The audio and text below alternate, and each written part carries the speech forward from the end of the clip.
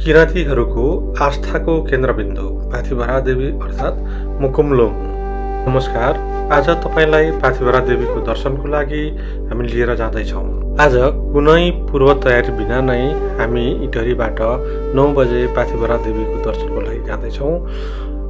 इटहरीदेखि दमक र बिर्तामोड हुँदै चारलीको पाउ पाथिभरा देवीको दर्शन गरेर हामी अब पहाडतिर लाग्दैछौँ। अहिले दिउँसोको 4 बजिसकेको छ।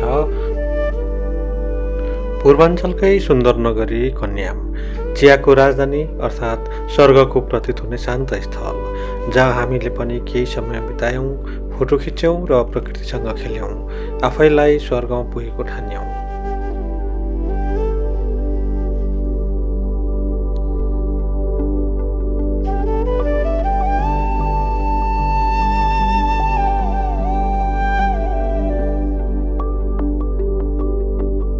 कन्यामबाट अलिक ढिलो गरेर हिँडेछौँ। इलाम बजार आउँदाखेरि झपक्कै साँझ परिसकेको छ। इलाममा खाजा खाने भनेर सल्लाह त भएकै हो, तर बजार नपुग्दै अर्कै बाटो लागिएछ। बजार आएन, एकैचोटि बिब्लाटे बजार पुगेछ। रातको 8 बजिसकेको छ। बिब्लाटे बजार सुनसान छ। मिठाई पसल खुल्लै रहेछ धन्न। मिठाई खायौँ र लाग्यौँ फितिम बजारतिर। अब पानी परेको छ, बाटो हिलो छ, कहीँ खल्डाखुल्डी छन्।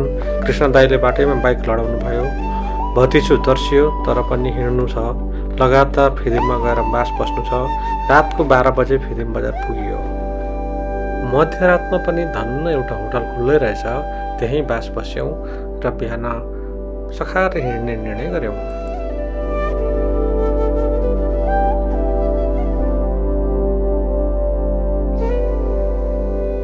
बिहान 7 बजे उठ्यो, फेरि लाग्यो ताप्लेजुङतिर। हिजोको थकाइले हिँड्न पटक्कै मन छैन, तर पनि गन्तव्य पुग्नु नै छ। पाँचथर फिदिमदेखि सुकेटार ताप्लेजुङसम्म बाटो राम्रै रहेछ, सजिलै आइपुग्यौँ। सुकेटारमा खाना खाएर तल्लो फेदीतर्फ सोच्यौँ। विडम्बना, तल्लो फेदी पुग्नु भनेको बाइकमा फलामको चिउरा चपाउनु जस्तै रहेछ।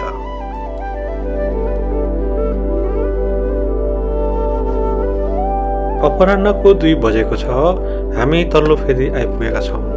हामीले बाइक यहीँ तल्लो फेदीमा नै थन्कायौँ, पूजाको सामग्री किन्यौँ र माथिल्लो फेदीमा होटल बुक गऱ्यौँ। लौरी लियौँ, दोकानीसँग लाग्यौँ ठाडै उकालो। लगातार 4 घन्टाको उकालो चढाएपछि बल्ल पुग्यौँ ठुलो फेदी। होटल खोज्यौँ र बास बस्यौँ। जाडो अति धेरै छ। अहिले यहाँको तापक्रम 4 डिग्री सेल्सियस रहेको छ। भोलि बिहानै 2 बजे उठ्नु छ र नुहाएर फेरि उकालो लाग्नु छ।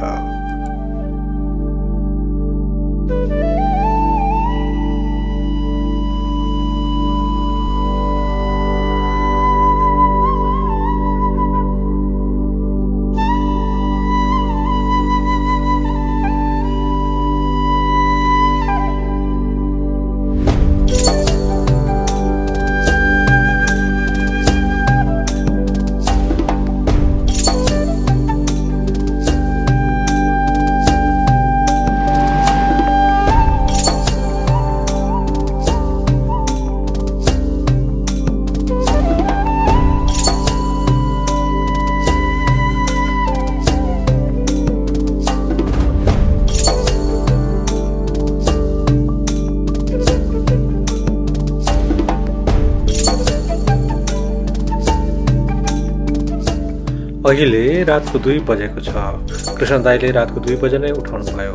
थोरै भए पनि होटलवालासँग तातो पानी व्यवस्था गर्नुभएछ।